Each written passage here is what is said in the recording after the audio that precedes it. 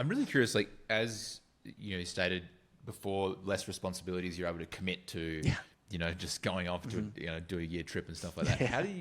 How do you structure your learning time now when you have more responsibilities, family, business, all that sort of stuff? It's harder. It's harder. I got to be honest. Like, I'll be candid about that because, I'm talking to you right now and like we're having this podcast.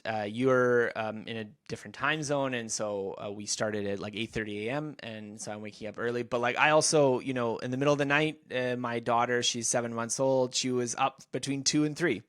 And there are very frequent days where it's like you wake up at 6 and it's like 9 p.m. is like the first moment you have to do something that's like not like immediately dealing with the situation. So if you're like 9 and then you got to go to bed at 10 because you're going to wake up twice in the night, that's definitely not 10 hours a day. But I do think you can still learn things. And so I don't want to create the kind of like, well, anyone could do the MIT challenge. Like one question that always drove me bananas is that I get emails from people be like, do you think I could do the MIT challenge if I'm also working a full-time job? And I'm kind of like, well, I don't know. I couldn't. I don't know if you could. That's great. But like, it was really hard for me. Like, I don't know what you want me to say, right? But that doesn't mean you can't learn anything. And so, like, as I said, when you asked me at the very beginning of the show what I'm learning right now, so I'm doing some watercolor painting.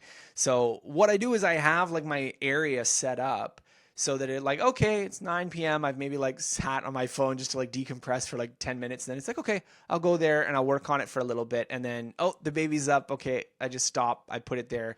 So having the sort of space open for doing something like that, it's not, I'm not going to lie. It's not the same as being able to do it for 10 hours a day. Like if you're a fine art student and you're like 12 hours a day doing artistic projects, your skills will mature faster. That's just obvious. But the same thing with language learning, if you only have 20 minutes, maybe you can't even like schedule practices for conversations. Like there's probably, like, as I said, Duolingo's half an hour. You don't have to do it all in one burst. You could do 5 minutes, 5 minutes, 5 minutes. Whenever you get interrupted, just pause it and start again. Like it is possible to do it. So I don't want to be too hard on people who are in like the extreme exhaustion, time deprivation state, because I know when you're in that state, someone telling you, well, you really should be learning languages and really should be doing this is not what you want to hear. But I do think the problem is more motivational than time. It's more, this task isn't pleasant enough for me, or I don't get enough rewards from it. Like going back to this motivational thing, like I don't find it enjoyable enough to keep doing it. And so often what you need to do when you're in a situation like mine, where you have a lot less time, but you still abstractly want to learn things, but often concretely you find it difficult, is you need to figure out, how do I restructure the task so that it's more motivating? So like, as I said, a big thing for me, what was holding me back from, working on this art, is I didn't have a dedicated space for it, and I couldn't just set it up and go. So every time I wanted to start, I had to pull everything out and what am I doing, and like get everything ready, and like, I'll get this ready and this ready and this ready.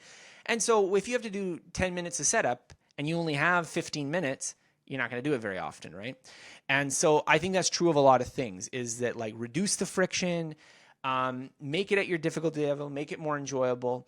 I do think you want to care about the efficacy, but if you were just like, I don't know if I want to learn Chinese, then Duolingo is probably not bad. But I wouldn't want to be like the guy who was like, actually, I really want to learn Chinese. I've been doing it for 2 years and I don't know what Weishima means. Like, it's like, oh, okay. Maybe you want to shift up at that point. But I do think that, understanding the motivational context is really important, because, the same people who say, oh, I have no time to learn, somehow watch a lot of Netflix, or, they're active on Instagram. And this isn't to tisk them. It's just to state a fact that when something is easy and it's like available and we don't have to do any setup costs, we end up doing a lot more of it. So if you can take that mindset or those ideas and apply it to your learning, you do end up actually reading more books when you have it on your phone all the time than, when you have your Instagram app right there.